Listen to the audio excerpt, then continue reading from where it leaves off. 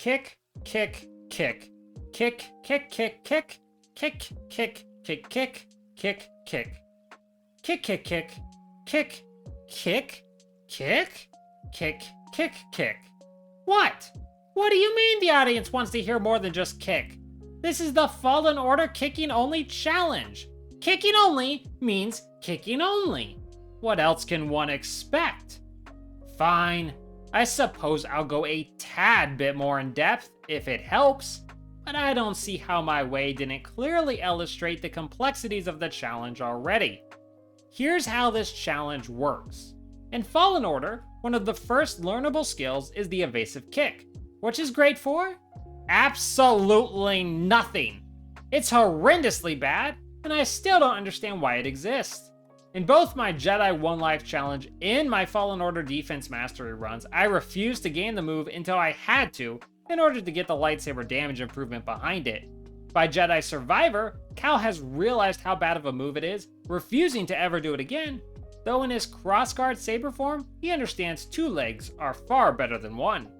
But we're not in Survivor. Cal has not yet learned the foolishness of this move, and I've been requested to beat all of Fallen Order's story with the kick as my only means of attack. The kind request does allow me to deflect blaster bolts back at enemies, but I'm not going to allow myself even that, as I'm too dumb to take the 1 drop of water in an endless desert of pain out of principle. Only kicking is allowed to deal any form of damage. I'm allowed to use my saber in the Force for puzzles and traversal, but never combat, beyond blocking and parrying damage. Trust me, since this whole run will be on Grandmaster difficulty, blocking is an absolute necessity, as long as I never hurt anybody because of it. I've also finally figured out that I can just turn Quicktime events off so that they act as small mid-combat cutscenes, rather than throwing away my life on purpose, failing them, keeping the challenge intact. This will only help a minimum amount, but I need all the help I can get. I do not engage in speedrunning game glitches or exploits in any of my challenges, so as the title shows, the question isn't can you beat, because the game definitely won't allow you to progress sometimes, but how much can you beat with only kicking your way through? Now let's go see what shatters first. Cal's leg, his spirit, or his foes. I truly hope you get a kick out of this. We first begin this adventure in New Game Plus, as I thought maybe if I went in this way, I'd have access to kicking immediately. I don't know why I thought that, as that's never been the case, but playing too much Ghosts New Game Plus made me hopeful, I suppose. When the Empire comes a-knocking, looking for fugitive Jedi, I'm ready to drop in for my big appearance. My defense mastery challenge has already prepared me to keep this faker from dying by saber, but as for his buddy, there's a slight hiccup when I discover how incredibly easy it is to accidentally commit murder by parrying when I just want to block. Without a way to deal damage yet, I simply walk out of the room, and am happy to see the stormtrooper is either too lazy or too smart to give chase. But that happiness plunges into sorrow as I run right into 2 more troopers. Try as I might to force the door forward open, or avoid the troopers and pray the Force will kill them off with simultaneous heart attacks, the game has no intention of letting me go forward, costing me my life. As it's obvious New Game Plus isn't gonna make a positive difference for me, I start over again. This time on a proper new game, and it isn't long before I'm falling right back into this problem. Maybe if I pull them far enough away from the door, back into the room with our lazy friend, and see if the lack of proximity will trigger the way forward? Nope, that's not happening. Well, I did figure this train would force the first blows against my challenge, as I have no wish to stay here for eternity without a way to do anything, and so I must parry 4 blaster bolts into 4 stormtroopers for the door to finally open. I must appease the door's yearning for blood sacrifice. 4 more troopers block my way, but I have no intention of allowing more non-kick kills here, even if it costs me my life. Which it does, 4 times in a row, as Cal struggles to ignore the blaster bolts to the chest, while he takes all the time in the world to press a few buttons so I can open the side of the train and get out of here. I wish he thought to block and press the buttons at the same time. That's too complicated for my poor, sweet Cal. The goal is to take the trio of troopers to the very side of the train and then sprint back to the button so only 1 trooper is firing on me. The other troopers will make their way back in time, but it minimizes how many are interrupting me, and then it's just a matter of luck that the final trooper won't stop me before I can get the door open. That doesn't work out. But the Force is with me, even if I'm on the brink of death, as the troopers are blocked by the wall just for a second, enough time for me to open the door and slowly walk out. Sure, I'm now stuck with some scout troopers in a tutorial that won't let me pass unless I do it, but that's progress. The first 2 troopers must die in order to move forward, but I realize post-murder of the 3rd trooper that drops in that he doesn't need to join them in the afterlife.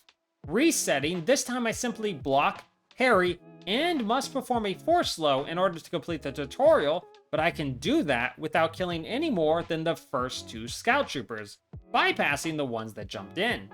Time for Inquisitor Numero Uno. Not to be confused with the first Inquisitor, as she's the second sister, but the first in our way, and maybe the first in our hearts. But she's nothing to worry about. Well, for me personally as the player, I feel for Cal and how much this must hurt, as I don't have to do anything but take the hits, as there's no way to win or lose this fight, and in moments I'm whisked away to safety by Seer and Grease. Now in Bogano, I can spend my first skill point on a skill I'll never use, meet the always adorable BD1, and focus on collecting any Force Echo or BD1 scan I can for experience, as that's the only way I'm going to get skill points, since I must avoid every enemy without any way to fight back, even when they really want to get my attention. I'm thankful these splocks are so short and easily confused, as I jump onto this small chair, and that's enough to keep them from attacking me. Love me some dumb bugs. This allows me to drop out of combat and scan the nearby Binog, gaining a good deal of XP out of it, giving me 1 out of 2 skill points needed to learn Evasive Kick. Still without a way to fight back, I can at least grab a nearby stim crate for more permanent medicine, and take off to Zeffo for the next leg of our journey. Please have lots of easy safe experience, Zeffo, as I'm not sure how much longer I can last without any way to fight back. Much to my joy, that is exactly what Zeffo is full of, as I come across plenty of lore spots, another stim crate, and I can easily dodge the stormtrooper patrols. What I can't withstand, though, is a rocket to the face. Well, 2 rockets to the face. I cannot abide losing any precious experience right now, as getting more will not be a simple task, so I need to get my experience back from that rocket trooper at all costs. Thankfully, the cost of another rocket to the face is nullified for the fact that the rocket hits all 3 of us, getting me my health and experience back, and, well, they're dead now. 1 nearby scan later, and at long last, Cal knows how to kick. I could weep with joy at the sight of it, but I'll stick to sobbing in sorrow, as I immediately remember right around the corner how terrible this move is. First, I gotta make sure I don't accidentally parry, something quite difficult to do when a squad of troopers are firing at me, not understanding I'm doing everything to keep from killing them with their own bolts. Everything, including minimizing blocking so I don't parry, but that leaves me open to so many hits. Second, making sure I kick and not chop the trooper in half is another issue laid before me, as the evasive kick only activates immediately after a dodge. And I very much mean immediately.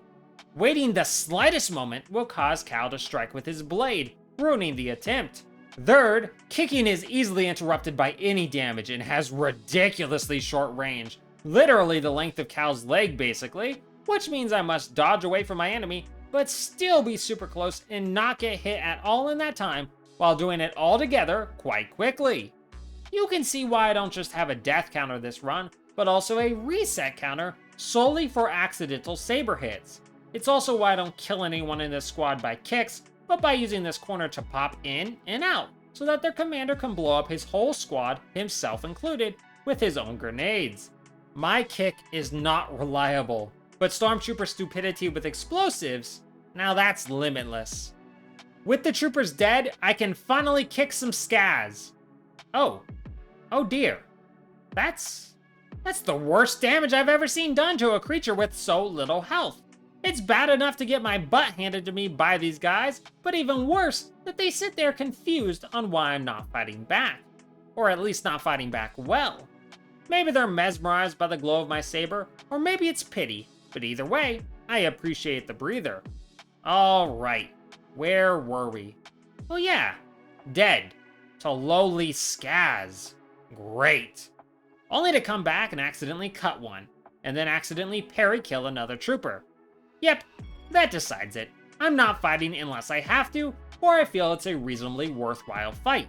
Everyone else can stare at my backside as I leave them to contemplate how lucky they are to exist in a timeline where Cal doesn't use his saber or the Force. And by reasonably worthwhile fight, I mean one-on-ones, where I don't have to get interrupted or rushed, like this minigunner. Parrying his melee strike won't hurt him, but it will shut off his shield and leave him stunned just long enough for a single kick. I could keep kicking, but he'll give me a mouthful of minigun if I do, so better to stick to striking only after parrying him, however slowly it goes. That's gonna be the standard to most enemies I face, if I'm opposed to dying, that is. I will then ignore my own advice and flounder over and over, trying to kill a small group of scouts and troopers. I should have ran by from the start, but I became strangely obsessed with beating this group despite 10 losses in 10 minutes at their hands. I discover stormtroopers don't even die in one hit in this run, but require 3 hits, and since they easily interrupt me and keep their distance, this upgrades every basic trooper to being an extremely dangerous threat against me. But that is why skedaddling away is such a vital tactic in my arsenal. Trying to make up for my failure, I beat down some scaz trapped in these tight tunnels, and I must wonder, what the hell is Cal's shoe made out of to chop an entire creature in half? I'll have to ponder that while I Thylac beats me into the dirt. Good news! It is so quick that it often interrupts me before I accidentally stab it. Bad news? Everything else about it. Hardy creatures that hit hard.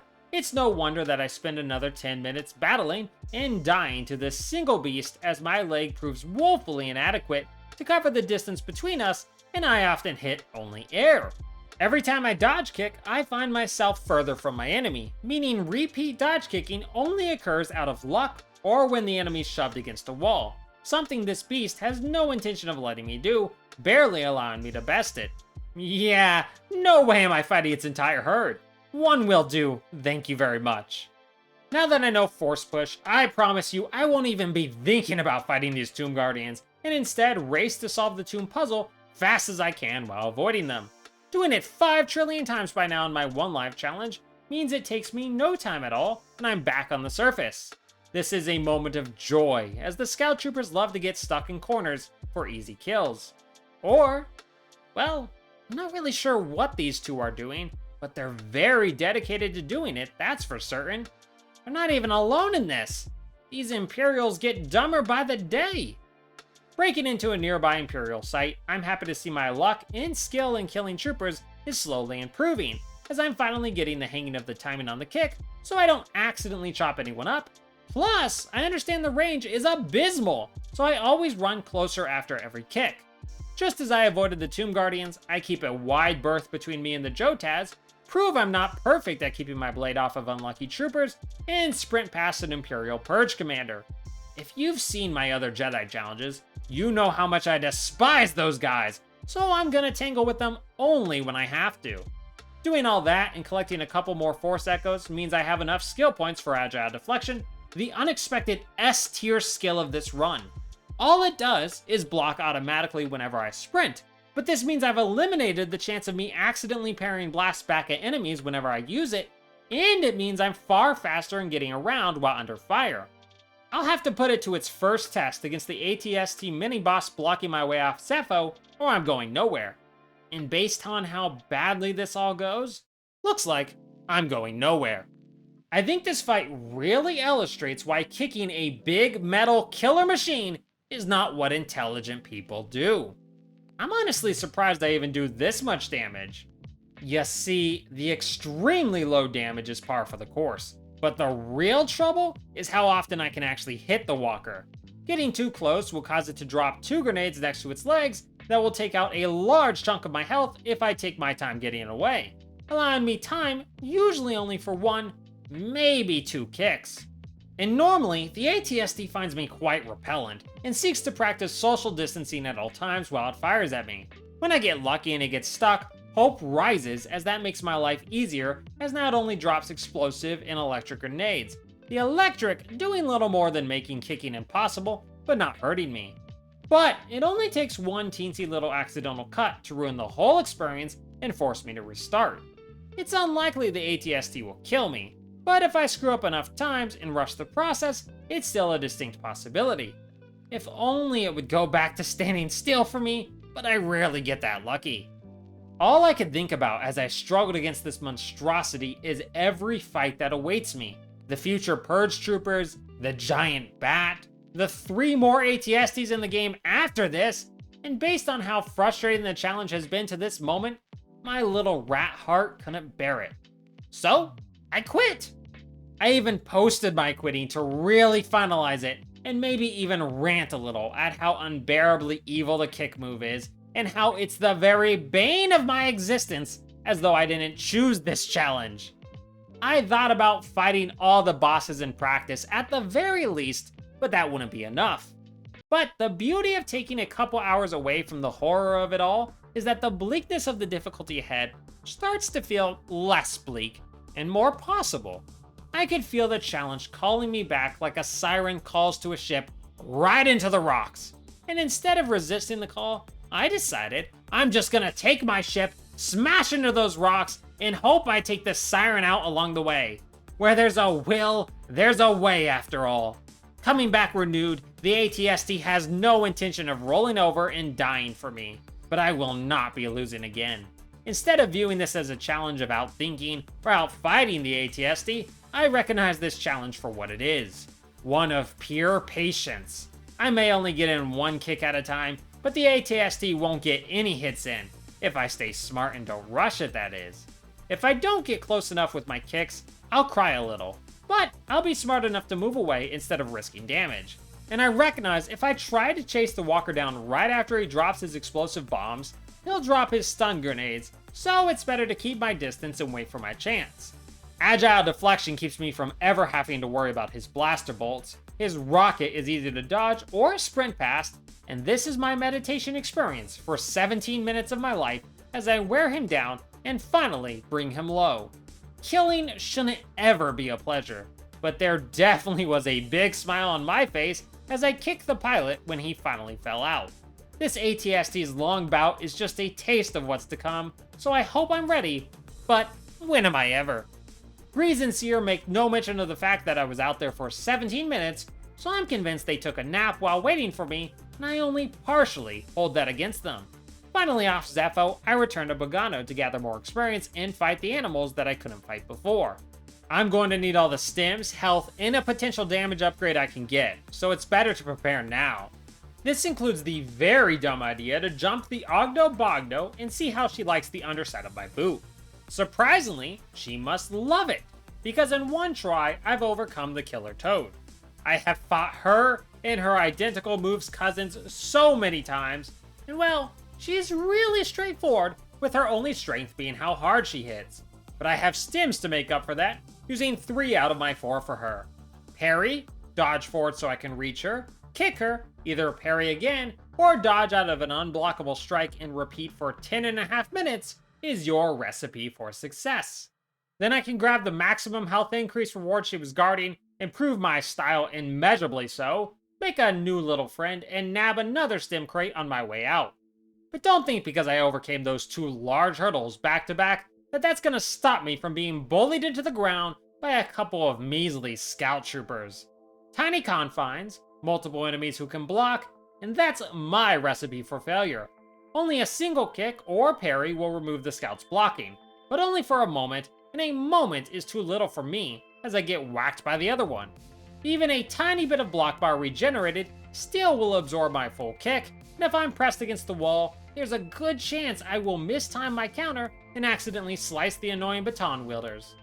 Now to act like a cornered cat and intimidate them into leaving me alone. Though being trapped into a corner, unable to heal, unable to attack back, and watching as my block is broken down is way less fun than it looks, and it sure looks incredibly unfun as is. 2 at once is bad enough, but if the duo knocks you close enough to their commander, then 3 really makes the place feel overcrowded, and I would like to leave. Can they also please stop being so magnetically drawn to my lightsaber? Sheesh! I almost realize here the key to defeating the scout troopers, but for now, Getting lucky and killing the two weaker ones back to back leaves the commander solo, which means it's his turn to experience the pain of the corner. All that work to kill 3 lowly scouts, just so the game can force me into the pilot's chair and tell me how to blow things up. Definitely, this isn't kicking, but you know, I'm going to enjoy this. Die, you Imperial scum! One way out! One way out! One way out! Alright, therapeutic. Back to the kicking. You'd think with all my trouble in the AT-AT against a couple scouts, that adding even more, I'd definitely lose. But thankfully not. Lots and lots of parrying, not attacking till every scout has finished attacking, and getting a bit lucky with some of their misses allows me to patiently wait for my opening and whittle them all away. Which marks the Purge Electrostaff Trooper's first appearance, but I'm really not worried. I already know his moves so well, he's alone, and he's easy to trap against a wall, which means this trooper really chose the wrong career path. Trained for years for this, expecting to at least die by lightsaber, but nope, kicked to death. How embarrassing. How embarrassing. The next room has 2 flame troopers eager to light my day up, but simply climbing above them and waiting for their short attention span to end will allow me to activate the shredder I'm on and flee the scene. Next on our tour of kicks, it's the giant albino Wishak. The Wishak. The Wishak. The Worcestershire. The big spider boss. You know what I'm trying to say. She only has 4 total moves, all easily avoidable, and yet she still manages to cause me failure 3 times. 2 by accidental strikes, 1 by becoming Spider Chow. Nonetheless, like I said, those 4 moves aren't much trouble, and with her final attempt taking me nearly 9 minutes, that's 1 less whatever you call them. Here's where the game decides things have been too easy for me, and it would like to show me how merciful it's been up until now. First, in order to rescue the Wookiees, there's no sneaking past this trio of Scout Troopers, 2 Stormtroopers, and a Purge Trooper, which means I have to fight them all, but at least I can fight the melee troopers alone by taking them into the prison tunnel. Not that it's a great experience with their Purge buddy helping them, not much trouble on their own, but with friends they become a real issue. But one that is dealable with lots of running back and forth, so that they're never bunched together and I can keep hurting whatever enemy's in the lead till the Purge Trooper is alone and killable. My reward for winning this, you ask? A security droid that thinks very little of kicks. Note to self, stop trying to kick metal. If only I had a choice. Even worse, losing means I have to fight that group of troopers again, because I stupidly reset the fight instead of dying, which means the game knocks me back to my save before I ever unleash the security droid. I gotta make sure I don't make that mistake again, as I'm already making so many mistakes as is. I better get used to fighting Thunk, my name for security droids, because every time I fight them, I go Thunk, since they're all throughout the game, and they love to hate me. I can often land a couple hits after each time Thunk tries to hurt me, but I do pathetically poor damage, so I'm here for a while. After disabling a second Thunk shortly after, it is time to enter Hell. I'm going to make this very, very clear. What comes next is the worst part of the entire challenge by and far. Nothing else comes even a little close. I yearn for that first ATST battle. This fight firmly shoves itself into second place for the most hated fight of my experiences. If you've seen my No Lightsaber Survivor Challenge, you know who my first most hated is, and honestly, I found much more satisfaction in that one than in this. In our final push to take over this refinery, I'm put in a wave fight against Thunk and 2 Flame Troopers. I need to ensure both troopers run out of fuel at the same time, which is a little bit more difficult than expected, as one will commonly wait to fire if I'm not directly in front of him, knocking them out of sync. But for the most part, they're not smart about their fuel use. All the while, Thunk will be trying to thunk me, making this skirmish not great, but definitely doable if I'm patient. I've done this battle so many times in other playthroughs without ever realizing that this is not your standard wave fight, where enemies only show up after you beat the prior wave. No, I never realized, as usually this entire battle is fully done in 2 minutes, that if you're still fighting the first wave for 2.5 minutes, the next wave drops in regardless, bringing in 2 Scout Troopers and 4 blaster-wielding Stormtroopers. Who the heck thought that was needed? Damn impatient Imperials aren't fighting fair, and don't tyrannical governments always fight fair? Oh, they don't? My mistake then, let's carry on. It's a race against time, as I absolutely need those 2 Flame Troopers dead before backup arrives, as the Flame Blaster combo really doesn't work for me, and Thunk takes far too long to die for me to prioritize them. One of the most valuable aspects to this fight is that one of the Flame Troopers will always be injured by the Wookiee warriors, but it's completely luck on just how much he will be hurt, meaning some attempts go way better than others if he's already close to death. Way better at first anyway, as the moment those Stormtroopers land, Flame Troopers or not, I'm doomed. I can run every which way, blocking their shots, but the moment I try to kick one, I'm going to either get shot or blaster whipped for my trouble. Death always catches up with me. If not death, the fear of accidentally slicing someone is still quite real and quite troublesome. For almost 2 hours, I would rise into the arena, maybe kill the Flame Troopers, maybe die to them, or accidentally saber strike them. But maybe, just maybe, I'd beat them and be put up against the troopers. With agile deflection, I could stay alive for a while, but sooner or later, my fate would be the same: dead or resetting. The troopers are just too good at interrupting me, along with Thunk and his scout troopers chasing me all the while, and me needing to be right on top of the troopers if I'm gonna land a hit.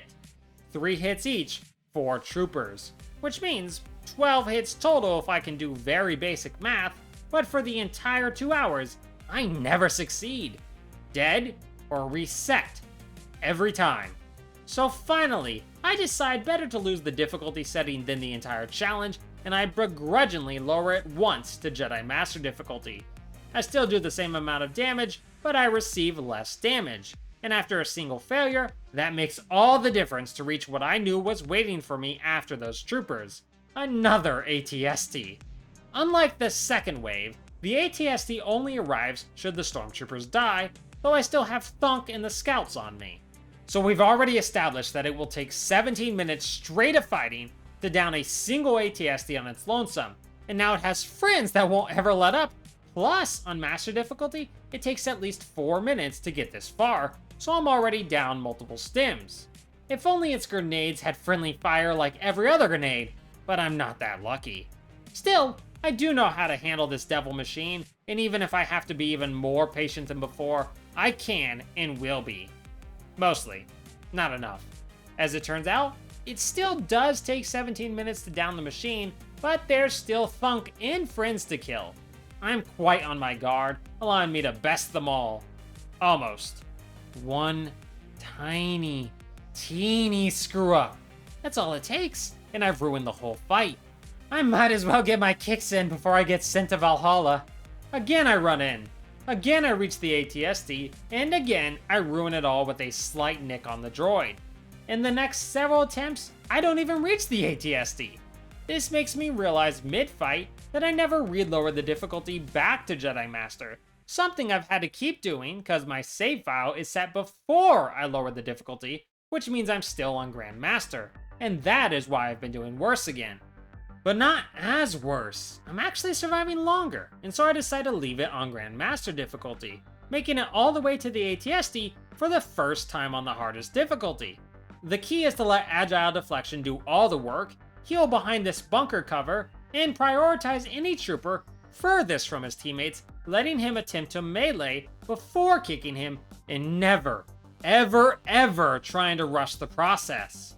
I've also learned the best way to kill is for them to finish attacking and hit them before they can block, never needing to touch their block bar. Even with all that, I'm on the brink of death and am not surviving a 17-minute ATST battle. But it is enough to prove to me that Grandmaster difficulty is doable.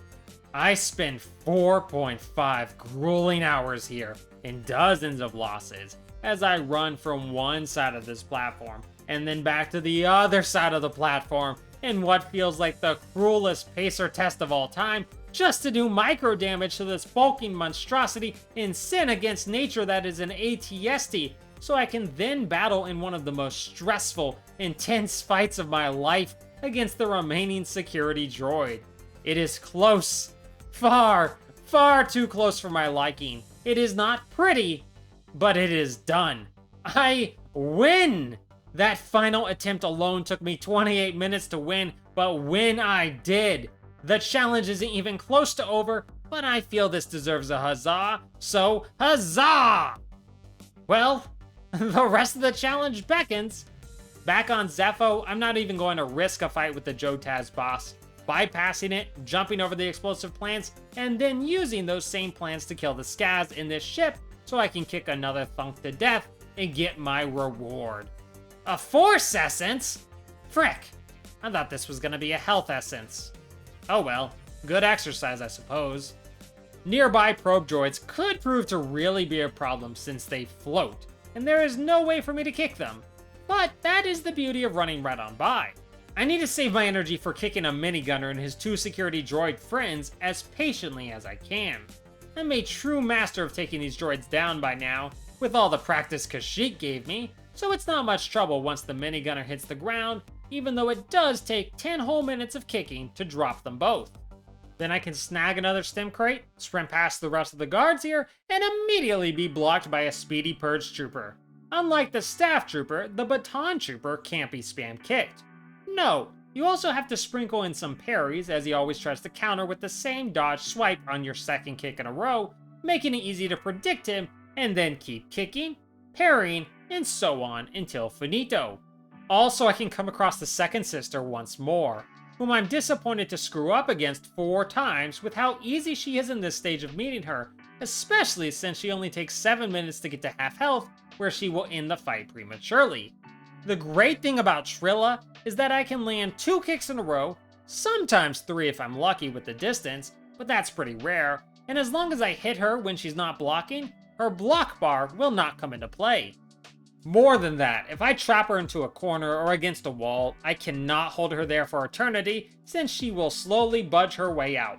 But I can hold her there for quite some time as I embarrass her completely, with far too many kicks for her to know what to do. If I was using my saber, she'd have countered me by the 3rd hit, but she doesn't know how to counter the kick, so finally, a win for the kick. I'm off to kick others while Trilla ponders how all her training didn't matter at all to one speedy foot. I'm then happy to discover the fight on the sarcophagus against a couple scouts and a purge trooper also has a timer to it, but one that works in my favor for once. If the fight takes 3 minutes, the ship above gets bored of watching and blasts all of us right off.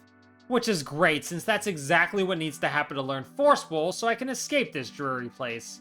As long as I'm okay solving another puzzle under close scrutiny of this Tomb Guardian, that is. And now, here is a very important moment that will impact the next area of the run vitally. Which way I leave Zeffo is everything, and I know it as I set off. Depending on the way I go, will decide which bounty hunter is going to ambush me, most certainly knock me out, and drag me off for an arena fight. An arena fight that consists of beasts trying to kill me, but don't worry, they're not the hard part. I have so much experience killing the toad already, plus ensuring the fire bugs explode on him makes it go even faster. And then as I learned in my defense mastery challenge, all I have to do is use the acid splash of the 2 spiderlings to kill every other enemy in the arena, from the little critters to the Jotaz and the big spider. That leads us to the hard part.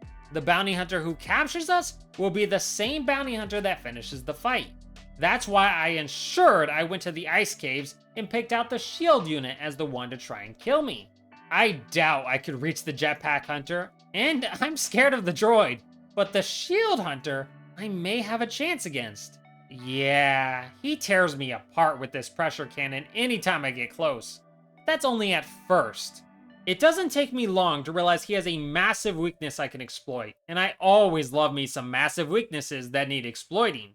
The key is to wait till he fires his 3 shots and then make sure you're always close enough to him to smell what he ate that day. Nerf burgers and pork fries. Yuck. Then the moment that 3rd shot is blocked, kick with all you got. 2 times should both hit if you're close enough. If you only hit once, he will recover quickly and retaliate. But if you land both of them, he will roll away and try a powered burst shot. When he does, simply roll directly right at him and kick again 2 times. he'll roll away again and try to burst power again. And this roll away, power burst, get kicked routine will become the entire fight until he's dead. Or as what first happened with me, until I accidentally slice him and had to restart. But second try's the charm. A bounty hunter who is quick on his feet, but not quick in his mind. It's excellent. Now for Kashyyyk once more. Hopefully, with less pain this time. First up, a completely unnecessary battle against a lone Malicos. Maybe it's pronounced Michael? Who can say?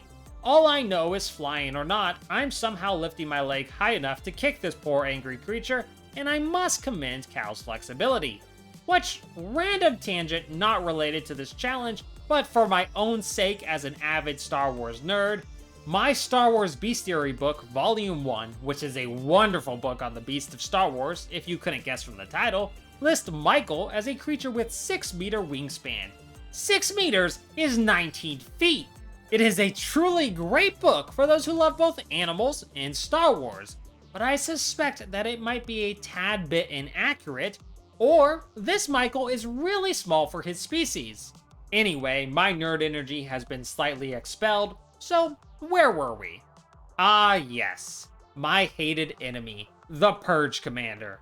No minion type do I loathe more, and yet, no one is more surprised than I to discover quite happily that the kick is the best move to use against them.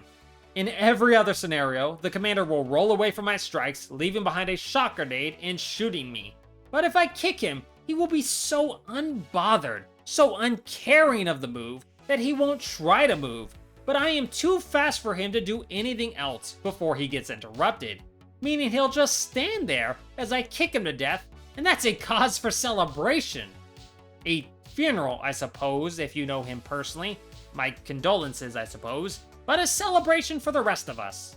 Running past most and kicking the few enemies that I deem worth it, it's no time before I'm learning double jump and coming up against the Ninth Sister. I mean, come on, it's the Ninth Sister. No offense to her, but I've beaten her tons of times by now, without taking damage, and while I'm not laying claim to that this time around with my silly mistakes, the only danger is accidentally cutting her, which I do multiple times. But avoiding that makes her the easiest fight possible, still taking 19 minutes in the final attempt to wear her down. And now, my curiosity can finally be answered. Does gaining the improved lightsaber damage skill apply to my kick as well? I have to know! And the answer is, yes! Not that it's gonna make much of a difference right away on Dathomir, because there's no way I'm fighting all these enemies scattered about. Better to hustle past and let them be, as is the Jedi way, right? Or at least, the safest way. The 3 archers blocking the wall forward do worry me, but it seems they never accounted for me being behind them, only in front of them, which means they're much too bamboozled to keep fighting. That allows me to trigger the cutscene forward. Oh, sorry, did I say forward? I mean down. Cutscene down, and be put up against Merrin's undead family, who I foolishly insist on fighting because I'm not one that enjoys skipping fights unless necessary, but I bet Cal wishes I had forced him onwards right about now. I'm sorry, I'm quite introverted, and I'm only willing to meet a little bit of the family, and the rest of Merrin's large extended family will know only of me as a blur.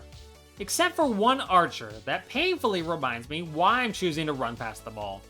Plus it seems I must fight a Nidak as well when I become trapped in its lair, but since I'm not allowed to parry one-shot them, no matter how much it tempts me, and kicking isn't looking too good for me, it's better to just pull the box out of here to me while avoiding the Nidak's claws, and more importantly, avoiding accidentally hurting the Nidak with the box. Not only would it be against the rules, it's just plain rude. Then I can keep my tour of Dathomir to a nice steady blur till I reach the lair of Gorgara, the Great Bat, or Cryodactyl, but it's a lot easier to say bat. This is one of the main reasons I trained first in my Defense Mastery Challenge, so I can know Gorgara's moves forwards and backwards, maybe diagonal, sometimes sideways, that could just mean diagonal, I've honestly forgot. Which means it only takes one try over 18 minutes to beat the beastie. It cost all 7 of my stim packs, and so much running around, but I still prefer this over my Defense Mastery. This brings me back to those 3 easily confused archers, and they're not having it with me this time. They ruin my attempt to climb up past them, knocking me down into a slide, forcing me to restart so I don't have to climb all the way back to them. It's only by double jumping repeatedly onto and then up the wall that I can avoid being pelted and escape their wrath. Only to get pulled into a traumatic flashback of Cal surviving Order 66 as a child. Made more traumatic by the fact that while I'm training, I have to deflect this bolt back at this clone commander as little Cal doesn't know how to kick, and also, he's way over there. So, that's not happening. But at least kicking is enough to trigger the force vision of Cal stabbing his master, so that's good. I mean, the kicking working is good, not the stabbing his master part. That's not so good. Poor Cal. Well, it seems our young Jedi feels the lightsabers needed if we're ever going to continue into this area, and I do like it for blocking, so I suppose we better go to Ilum to repair it. Doing so doesn't take long at all, but now a new problem awaits. So many scout troopers. At first, there's only 5. You can beat 3 of them, and then 4 more will pop in. But you knock it back down to 2, and 5 more appear, so now it's 7 against 1. And if you manage to pull through that and beat those 7, 8 more will pop in at once.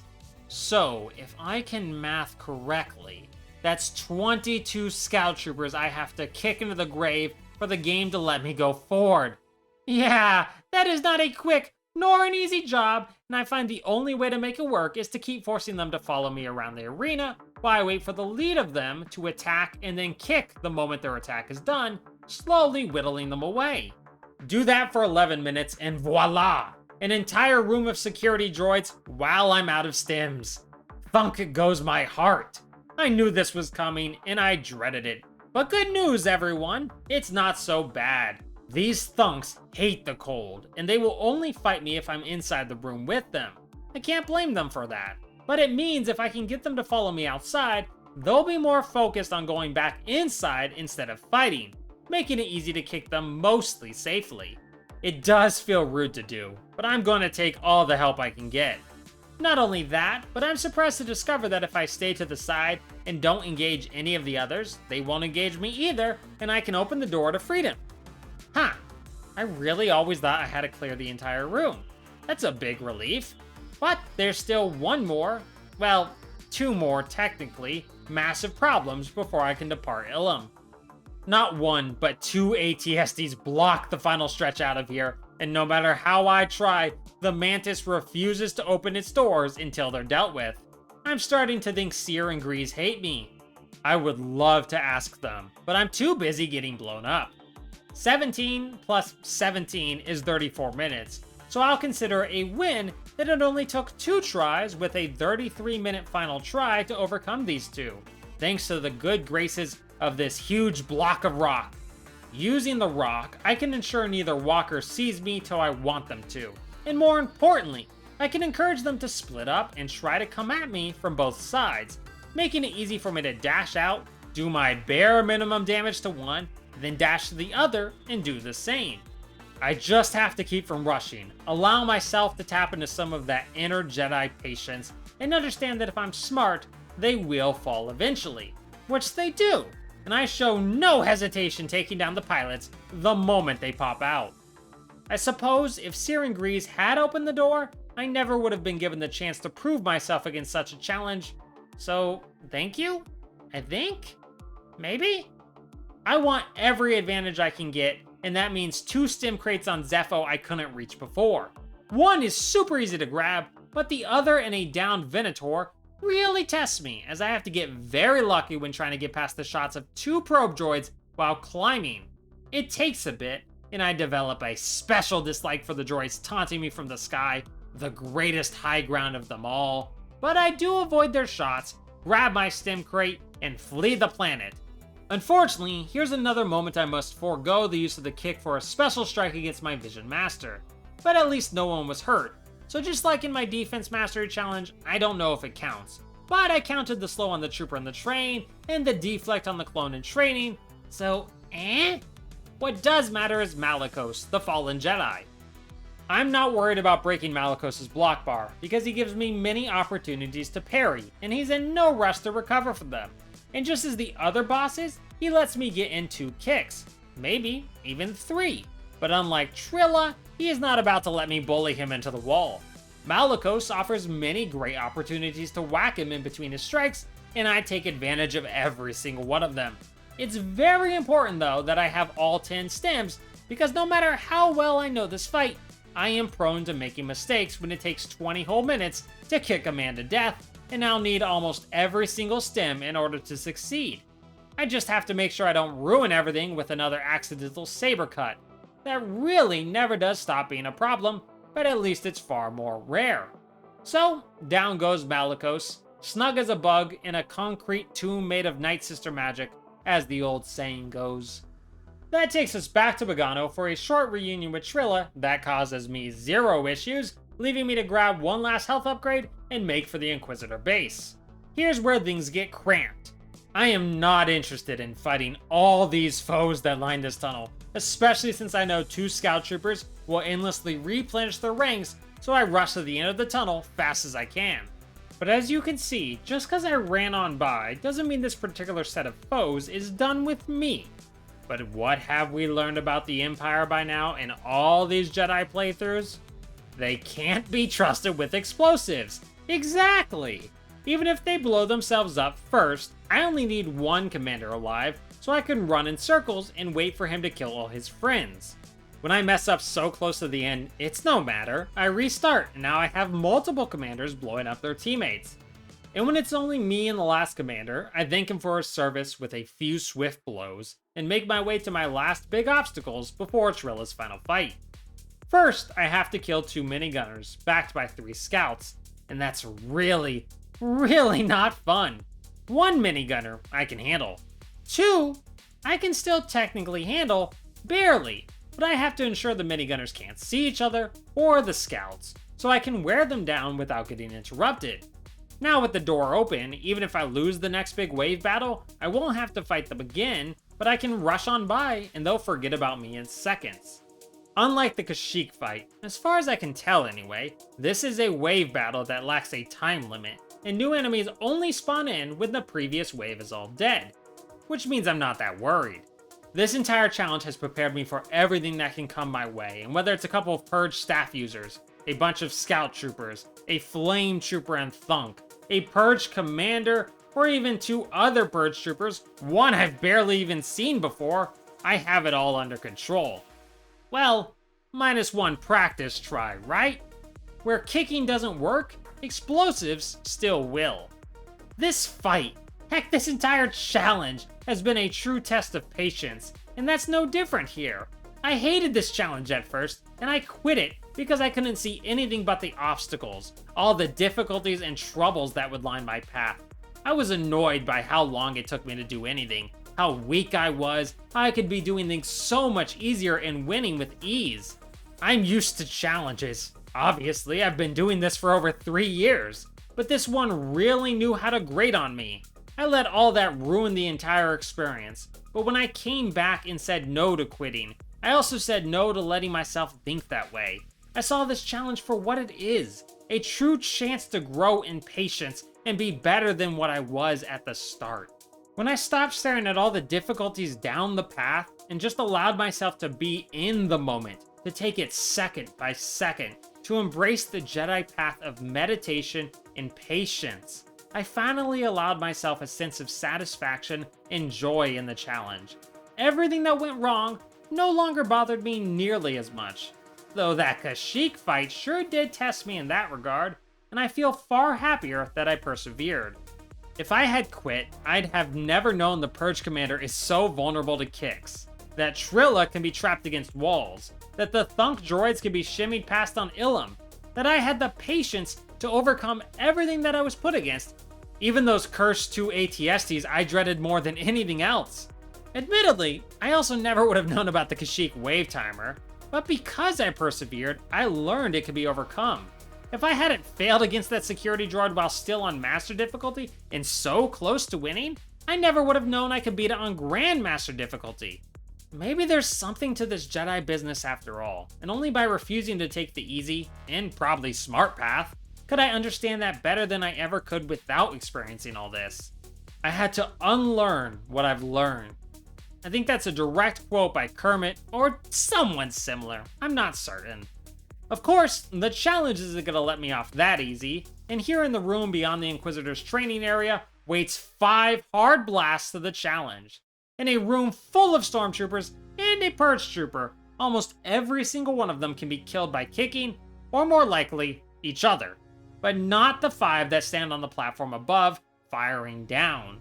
No matter what tactic I take, or how I try to approach them, even trying to get their commander to do the dirty work, I can't reach them, nor am I allowed to press on without them being dead.